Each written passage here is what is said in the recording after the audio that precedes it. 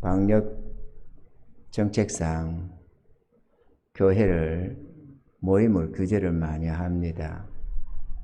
생각한데 정책자들이 뭔 생각을 하든지 간에 사단의 역사가 안에 있다, 숨겨져 있다라고 생각이 됩니다. 교묘한 계략으로 교회를 탄압하고 하늘의 하나님께 드리는 예배를 피하는 행동을 계속합니다. 우리는 우리의 신앙을 지키기 위해서 우리의 믿음을 지키고 하나님께 대한 이 경배를 우리는 피하지 말아야 될 줄로 믿습니다. 예배가 폐해진다는 것은 우리의 신앙을 내던지는 것과 같습니다.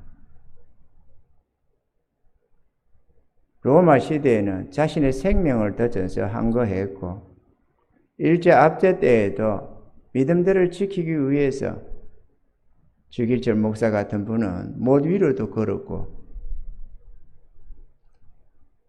추운 겨울날에 노모와 온 가족들이 집을 사택을 쫓겨나는 그런 비운도 당했고 자신은 몇 번씩이나 감옥에 들어가서 온갖 고문을 당하다가 결국은 이 조선의 통일을 몇 달 앞두고 얼마 남겨놓고 감옥에서 순교를 당했습니다. 왜 그랬느냐? 믿음을 지키기 위해서입니다. 이 기독교 역사 속에는 믿음을 지키기 위해서 자기 하나님께를 향하는 그 믿음을 지키기 위해서 순교한 순교자의 피가 무수하게 흐르고 있다는 사실입니다. 지금은 평화의 시대 같지만 평화의 탈을 쓰고 하늘의 하나님께 드리는 예배를 피하려고 발악을 합니다. 우리는 이걸 용납해서는 안 됩니다. 세상에 인정받겠다고 세상이 자꾸 교회를 오해하고 욕한다고 해서 세상의 눈치를 보고 세상의 비율을 맞추겠다고 살아계신 하나님께 예배를 피한다는 게 말이 안 됩니다. 여러분들도 집에서 예배 드려봤겠지만 그렇게 유튜브상의 예배, 온라인상의 예배가 예배다운 예배가 됩니까? 그게 믿음의 교제가 일어나고 하나님의 백성들이 하나님의 전에 나와서 예배드리며 기도하는 그 모습이 되느냐 그거죠. 그래서 잠시 끝나고 말 줄 알았는데 이제는 아예 노골적으로 교회를 향해서 탄압을 하고 예배를 아예 폐해버리는 즉 그리스도 같은 행동들을 지금 하고 있는 것입니다. 이거는 정부 정책이다 뭐다가 아니라 하나님을 대적하는 행위고 나라가 망하는 행위고 수많은 연약한 믿음들을 실족시키는 행동이고 사단의 계략이 완전히 그 중심에 있다는 사실을 우리는 알아야만 합니다. 그렇기 때문에 우리는 이런 신앙에 대해 이런 잘못들에 대해서 우리는 분연하게 일어나야 하고 세상의 눈치가 아니라 세상의 눈치 때문에 내 신앙을 팔아먹습니까? 정부 정책 때문에 내 신앙을 팔아먹습니까? 저 일본 순사들의 총칼 앞에서도 믿음은 지켜져야 되는 것인데 하물며 이 평화의 시대에 평화의 탈을 쓰고 방역이라는 이름으로 교회를 핍박하고 교회의 문을 닫히고 예배를 폐하는 이 악한 행동에 대해서 교회가 눈을 가만히 감아서는 안 되는 줄로 믿습니다. 여러분들은 마음속에서부터 절대로 받아들이지 마십시오. 그것은 우리의 믿음입니다. 이스라엘이 오늘날처럼 타락을 했던가 봅니다. 그래서 하나님의 백성들이면서도 하나님께 제대로 된 예배를 드리지 못하고 정욕적인 삶을 살았던가 봅니다. 그래서 오늘은 이 이사야 1장에 보면 소는 그 임자를 알고 나귀는 그 주인을 알아보는데 이스라엘은 여호와를 알지 못하고 여호와를 만으로 여기고 떠나갔다고 3절에 그렇게 말씀합니다. 슬프다 범죄한 나라여 허물진 백성이여 해양의 종자여 행위가 부패한 자식이로다. 그들이 여호와를 버리며 이스라엘의 거룩한 자를 만으로 여겨 멀리하고 물러갔도다. 꼭 지금의 우리 한국교회의 모습이라고 할 수가 있겠습니다. 하나님을 만으로 여기고 자기 하나님을 알아보지 못하고 잿된 삶을, 세상을 짝하며 우상을 숭배하며 그렇게 이스라엘이 살았습니다. 마땅히 자기 하나님께로 돌아가야 하고 자기 하나님께 경배드리며 찬양하며 하나님의 은혜 안에서 살았어야 했는데 이스라엘이 그러지 못했습니다. 그래서 하나님이 이스라엘을 쳤는데도 이스라엘이 하나님께 침을 당한 줄도 모르고 그렇게 살아갔던 것입니다. 그래서 보면은 7절에 보면 너희 땅은 항모하였고 너희 성읍은 불에 탔고 너희 토지는 너희 목전의 이방인에게 삼키었으며 이방인에게 파괴됨 같이 항모하였고 이렇게 기록을 합니다. 이게 뭔 말이냐?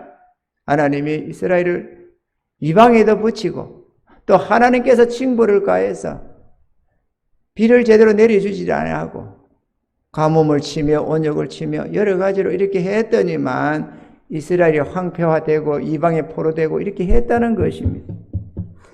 딸 시온은 포도원의 망대같이 원두밭의 상지막같이 에워싸인 성읍같이 겨우 남았도다. 하나님이 그나마 다 안멸하고 조금 그래도 호흡할 수 있도록 남겨놨다 그랬습니다. 꼭 오늘날의 우리 기독교의 모습이다 이렇게 생각이 되어집니다. 그래서 우리는 하나님께 나아가야 되는데 이들이 그러면은 하나님께 예배를 안 드렸느냐? 오늘 말씀 속에 쭉 보면은 이들이 예배를 드리는데 성회와 아울러 악을 행하는 걸 하나님이 견디지 못하겠다는 것입니다. 왜 하나님께 예배를 드린다고 하면서 왜 악행을 거치지 않느냐는 것입니다. 왜 하나님께 예배를 드린다면서 우상숭배 같은 행동들을 하느냐? 그 얘기를 하는 것입니다. 나는 그게 너무 괴롭다. 차라리 그러면 하나님의 성전의 문을 닫혀버렸으면 좋겠다. 저런 모습 안 보게. 내가 너희들의 그 악행을 감당하기가 너무 괴롭다. 이렇게 하나님 말씀하는 것입니다.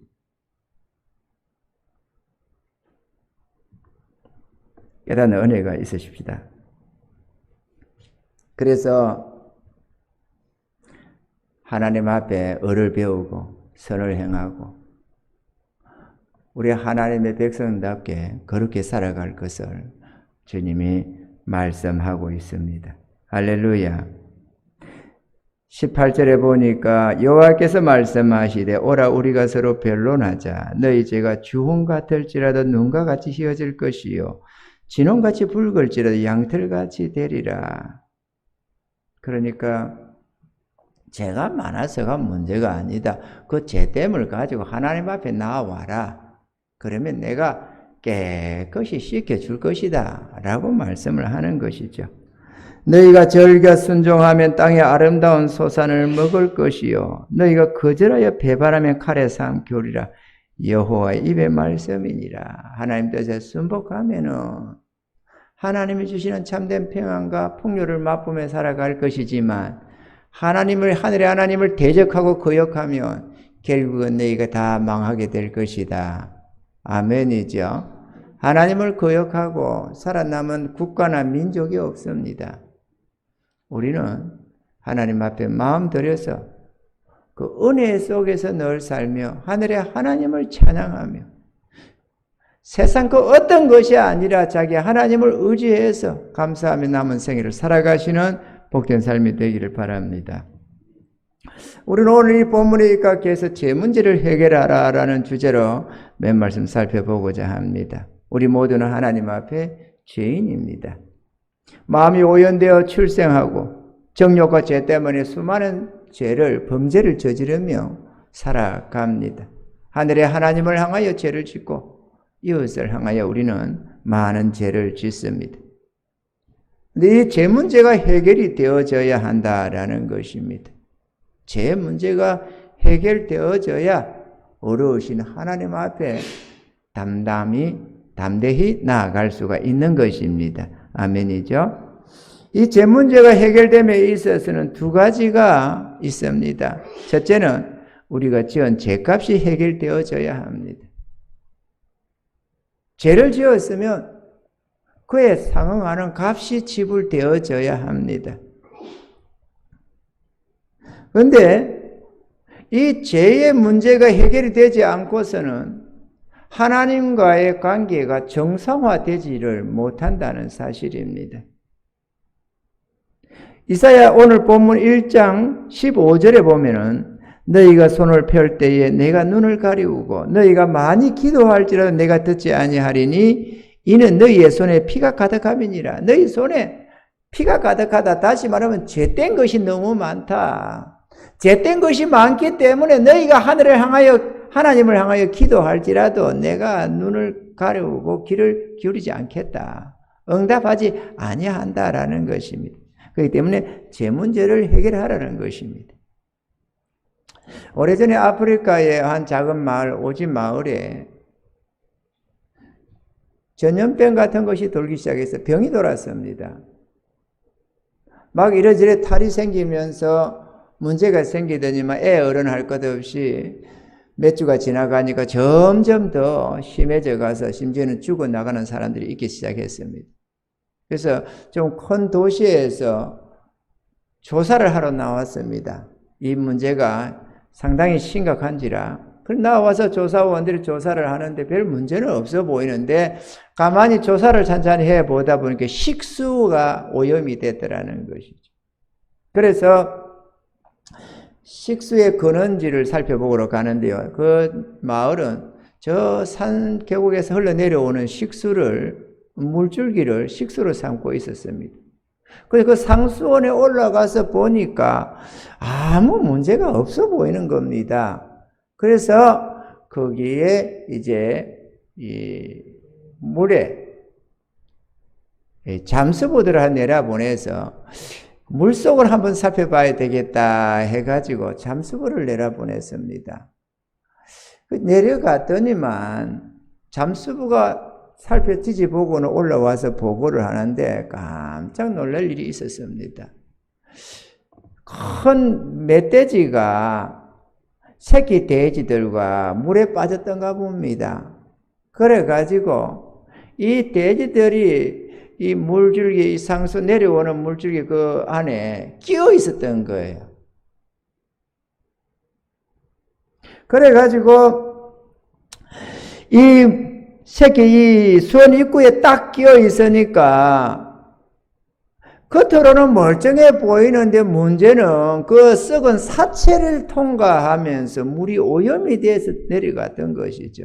그러다 보니까 그 물을 먹는 사람들에게 문제가 생겼다는 것입니다. 그래서 잠수부들이 그 수원 입구에 끼어 있는 그 사체들을 다 제거하고 나니까 다시 아무 탈이 없는 깨끗한 물이 되었다라는 것입니다. 우리 삶 속에도 이러한 비슷한 일들이 항상 일어나고 있습니다. 우리 마음에는 정욕과 죄라고 하는 이 오염의 근원지가 있습니다. 마음속에 있는 근본적인 이 죄 문제가 해결되지 않으면 불행이 계속될 수밖에 없습니다. 겉으로 보기에는 멀쩡해 보이는데 문제는 마치 수원에 죽은 돼지가 끼어서 물을 오염시키듯이 우리 마음에 이 정욕과 죄라는 것이 있어서 끊임없이 우리의 삶을 황폐화시키고 우리를 파멸로 이끌어간다는 사실입니다.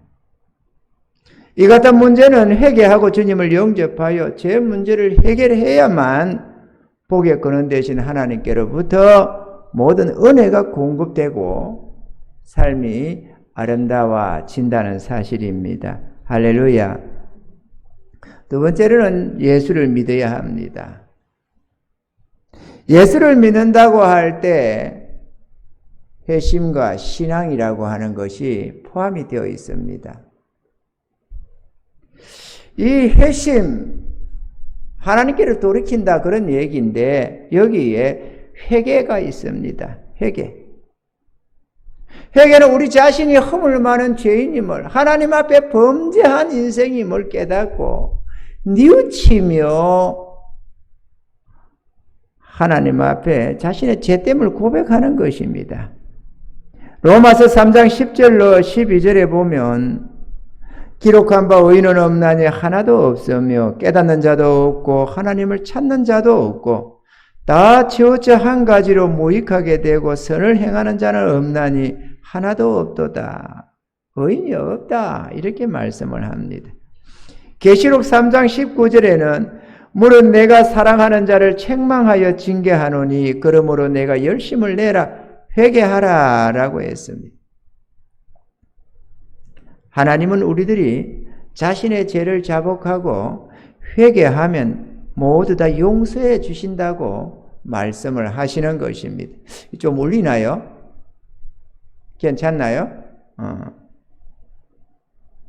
이 회개, 뉘우칠 회자를 씁니다. 고칠 개자를 쓰고요. 그러니까 자신의 죄된 삶을 뉘우쳐서 고쳐라 라는 것입니다. 아멘이죠? 잘못했습니다 라고 하고 그냥 돌아가서 또 그대로 살고가 아니라 고쳐라. 잘못된 줄 알았으면 돌이키라. 할렐루야. 우리가 회개하면 하나님은 다 없는 것으로 해주신다. 이게 얼마나 감사합니까? 그런데 우리가 내 죄를 끝까지 나는 용서 안 구해. 나는 몰라. 난 죄 없어. 나 죄가 있더라도 나는 절대 회개하지 않아. 이렇게 한다면, 이렇게 하는 자가 있다면 얼마나 교만하며 하나님의 심판을 우습게 생각하는 존재겠느냐. 우리는 다 자신의 죄됨을 깨달았으면 회개하시는 은혜가 있기를 바랍니다. 회개해야 깨끗이 제해 주십니다. 다시는 하나님이 기억조차 하지 않겠다라고도 말씀을 하셨습니다.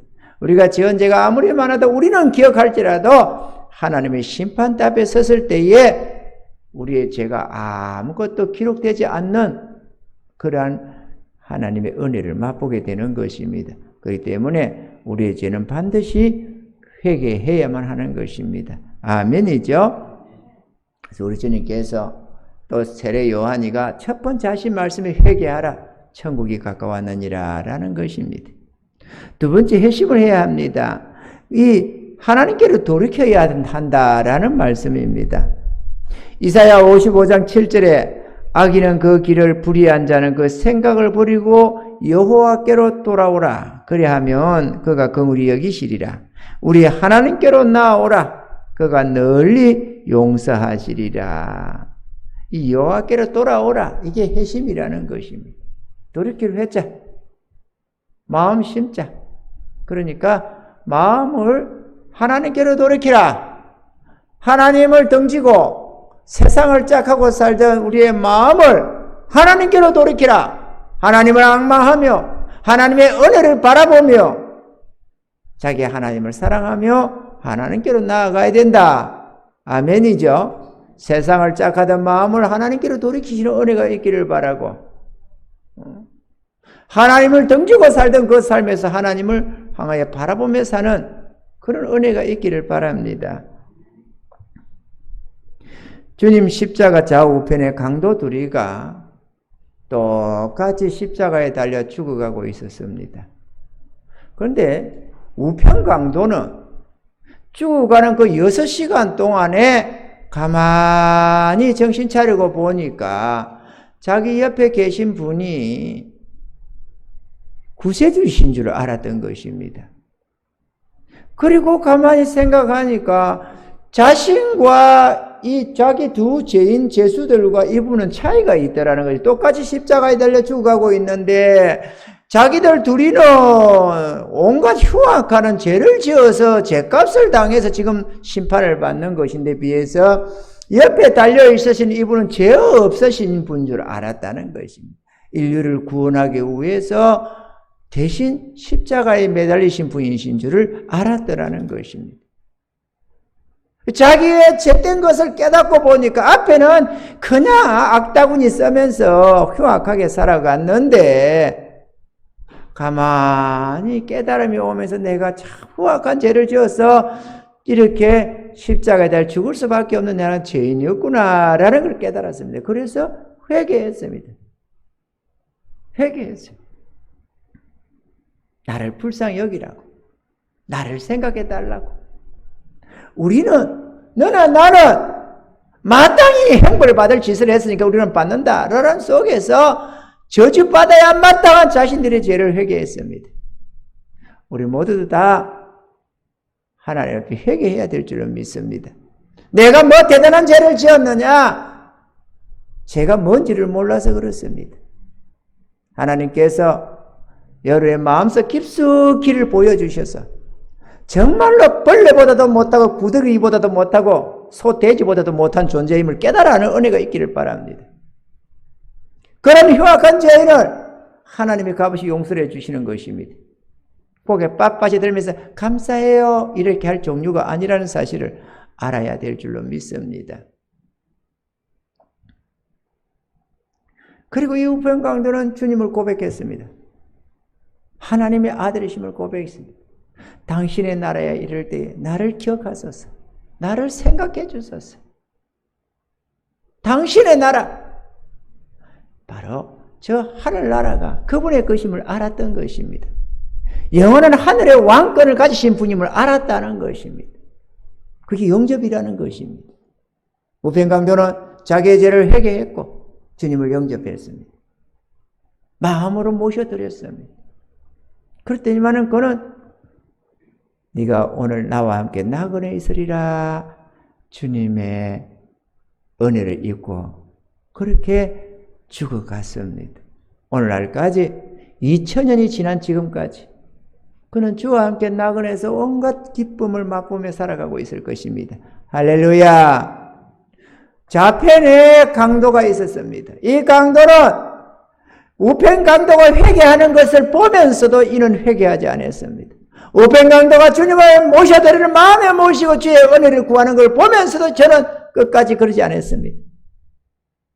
그는 죽어서 지옥 음부로 떨어졌고 2000년 동안에 이 어마어마한 동안에 온갖 저주를 당하면서 고통 속에 살고 있는데 지금까지 당한 2000년이 문제가 아니고 2000년에 억만 년을 곱해도 끝이 없는 영원한 저주를 받게 되는 것입니다.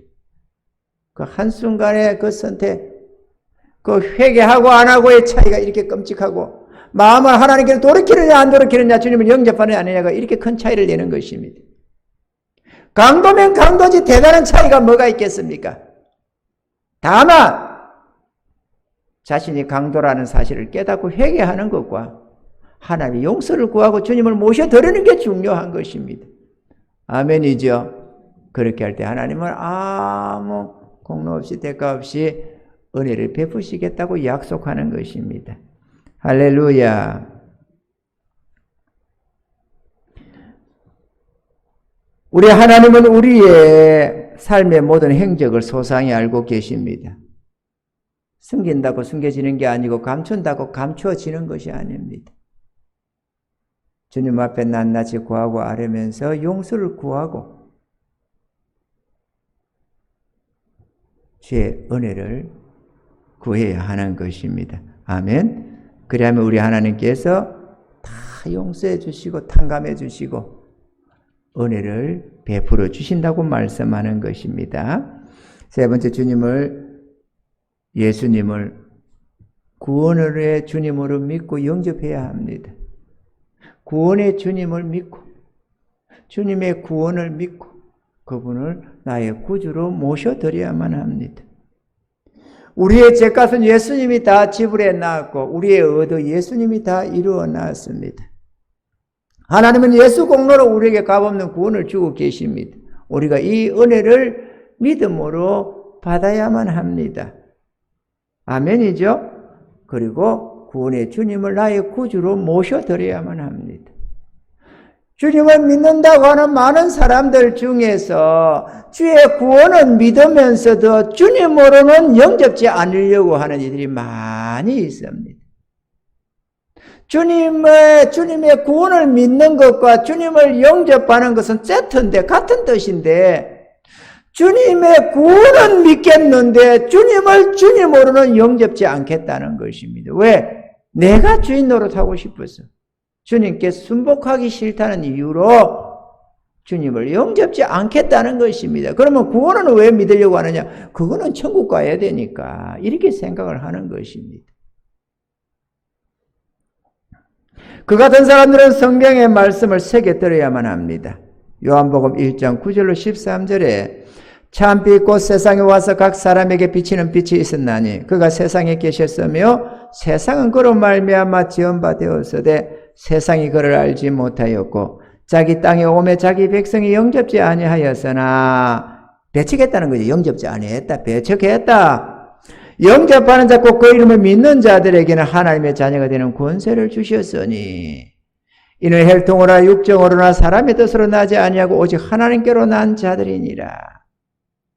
주님을 배척했는데 주님을 자신의 구주로 자신의 하나님으로 영접하는 자들이 있더라. 그들이 다름 아니라 하나님의 자녀다. 아멘이죠. 이들에게 하나님의 자녀의 권세를 주신다라고 했습니다.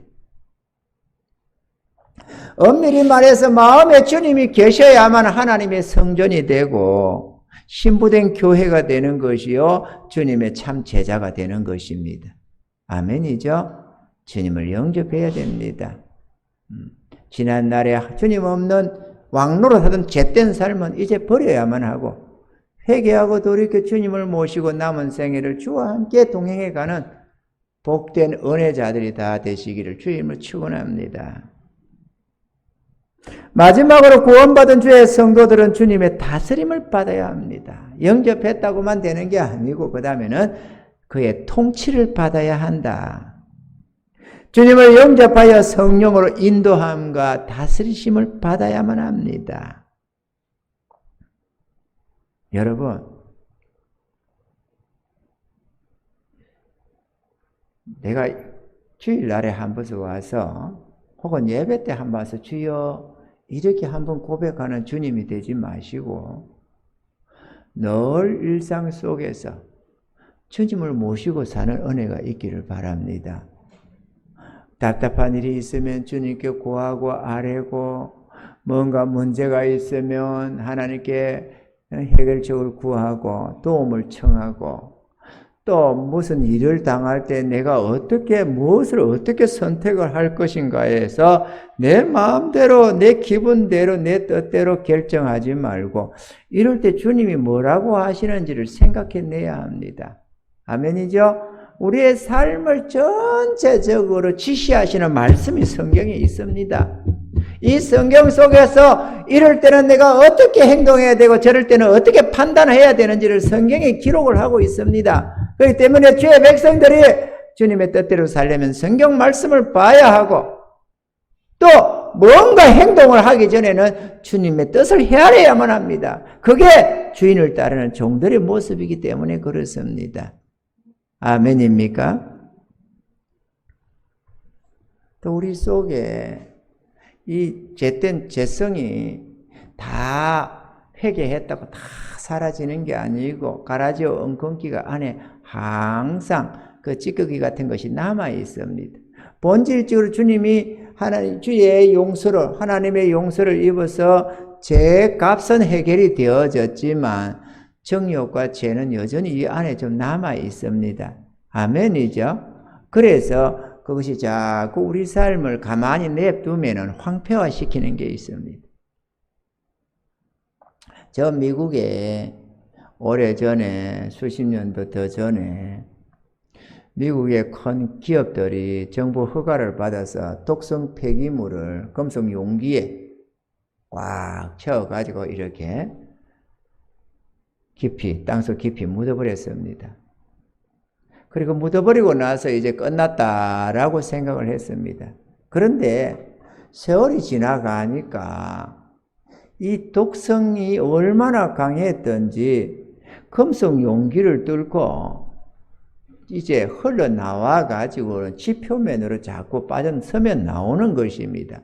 그러다 보니까 나무들이 죽어나가고 물이 오염되고 토지가 황폐화되어서 많은 도시와 마을들이 살 수가 없는 지역으로 바뀌어버렸습니다.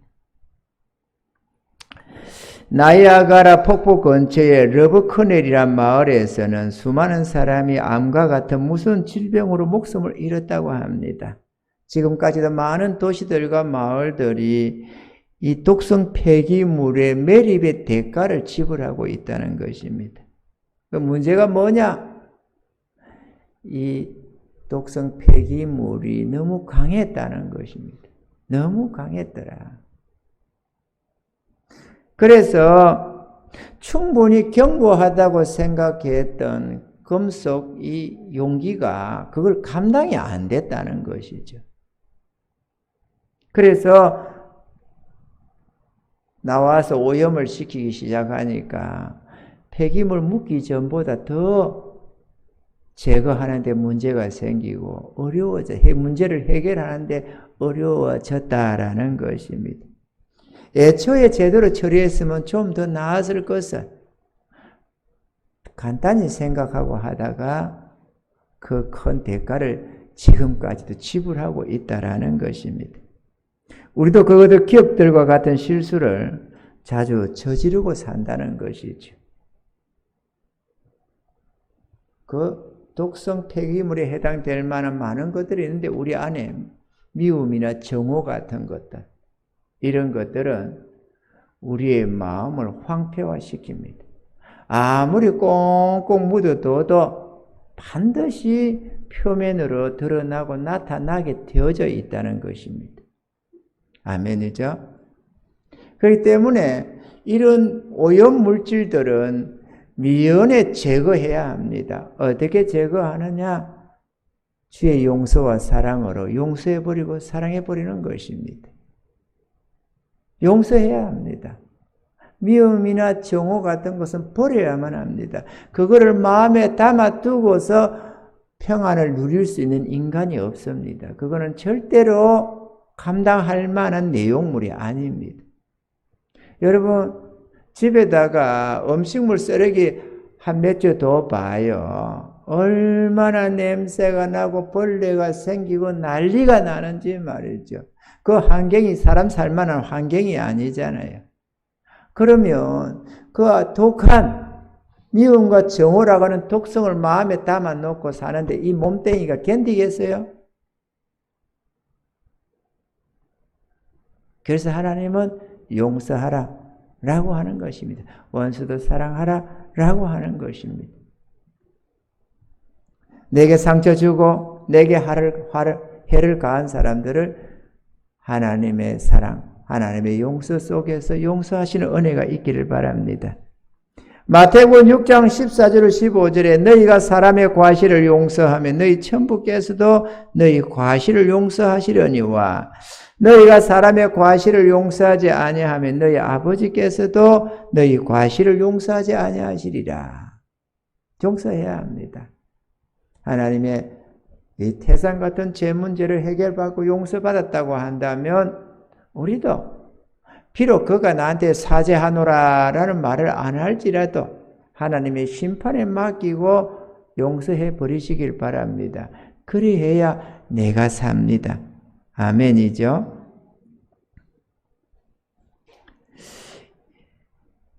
이웃을 용서하고 사랑하라 하심은 깨닫고 보면 우리를 위한 하나님의 은혜여 축복임을 알게 됩니다. 하나님의 용서받고 구원받은 당신의 자녀들에게 용서와 사랑을 근거하고 계십니다. 그런데 참 신기한 것은 우리가 누군가를 용서하면 그 혜택을 보는 자가 용서받은 자가 아니라 용서한 우리들이 된다는 것입니다. 용서를 하게 되면 용서한 성도의 마음 속에서 모든 이 묶임이 매임에서 해방이 되기 시작합니다. 갖가지에 알지 못했던 내 마음의 매임에서 해방이 되게 되고 하나님의 은혜가 다시 흐르기 시작합니다. 이 미움이나 정오 같은 게 마음에 있으면 하나님께로부터 오는 모든 선한 좋은 것들이 막혀져 버립니다. 그 미움이나 정오를 가지고 있으면서 그게 얼마나 나의 다양한 하나님께로부터 올 많은 것들을 묶어버리고 막아버리고 방해하고 있다는 사실을 깨닫지 못하지만 막상 버리고 보면은 하나님의 은혜가 쏟아져 내려오는 것입니다. 아멘이죠. 우리는 정욕 죄에 빠졌기에 자신의 의지력으로 자신의 마음을 다스릴 수가 없습니다. 그렇기 때문에 주님의 통치와 다스리심을 받아야만 합니다. 어리석고 죄인된 우리들이 한치 앞도 못 보면서 우리 삶의 운전대를 잡고 가면 그 결과가 어떻게 될 것 같습니까?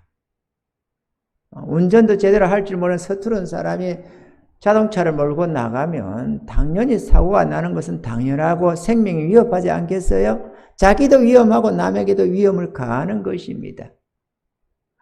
마찬가지로 우리가 한치 앞도 모르는데 정욕과 죄를 가지고 어두운 이 지혜를 가지고 내 인생을 내가 경영하겠다고 나서면 그 결과가 어떻게 되겠냐? 둘 다 구덩이에 빠진다고 하듯이 소경과 같은 인생인지라 당연히 사고가 터지고 멸망이 오는 것입니다. 주님을 모셔서 주님의 통치를 받아야만 합니다. 아멘이죠? 주님의 통치 받는 것을 괴로워할 일이 아니라 오히려 기뻐하며 즐거워하며 환영해야 할 일인 것입니다. 세월호 사건도 보면은 세월호 선장이 술 퍼먹고 엉뚱한 짓거리 하고 있었다는 거잖아요. 그래가지고 그런 사건이 생길도 모르고 엉뚱한 짓을 하고 사고가 나면 빨리빨리 처리를 해야 되는데 그것도 안 하고 해가지고 수많은 사람을 죽인 것 아닙니까? 그러나 모든 것을 아시며 우리를 사랑하시는 주님이 내 삶의 운전대를 잡아주신다면 우리는 안전하게 살아갈 수가 있으며 하늘의 부요함을 맛보며 살 수가 있는 것입니다. 할렐루야. 주님의 다스림을 받으면 푸른 초장 쉴만한 물가로 인도함을 받습니다. 주님은 우리의 목자시며 우리는 그의 기르시는 양들임을 기억합시다. 양은 목자의 음성을 알아듣는다고 말씀하셨습니다. 주의 이 말씀을 깨달아 하시기를 바라고 그리해서 자신의 죄 문제를 해결하고 주님을 영접하며 주의 통치 아래서 살아가시는 은혜가 있기를 바랍니다. 하나님께서 변론을 요청해 오셨습니다. 오늘 본문의 18절에 여호와께서 말씀하시되 오라 우리가 서로 변론하자. 너희 죄가 주홍 같을지라도 눈과 같이 희어질 것이요 진홍같이 붉을지라도 양털같이 되리라. 너희 죄가 아무리 무수할지라도 내가 다 해결해 주겠다. 내게로 와라. 그리고 내 음성을 들으라. 이렇게 우리 하나님이 우리에게 말씀하시는 것입니다. 하나님을 향하여 어리석게 항거하지 말고 모든 죄를 통해 자복하며 용서를 구하시는 은혜가 있기를 바랍니다. 그리고 주님의 구원을 믿고 영접해서 순종하며 따르시기를 바랍니다. 죄 문제가 본질적으로 해결되지 못하고서는 하나님과의 관계는 회복되지 못합니다. 자신의 죄를 회개하고 주님을 영접하여 순복하며 섬기시는 성도님들이 다 되시기를 바라고 이로 인해서 이 땅을 사는 동안 하늘의 하나님의 그 풍성한 은혜를 맛보며 살기를 바라고 감사하며 찬양하며 하나님 높이며 살아가시는 저와 여러분들의 삶이 다 되시기를 바랍니다. 그리하면 모든 범사가 형통케 되어서 하나님의 형통과 평안이 우리에게 가득 넘치게 될 줄로 믿습니다. 이런 은혜가 우리 모두에게 있기를 주님을 축원합니다.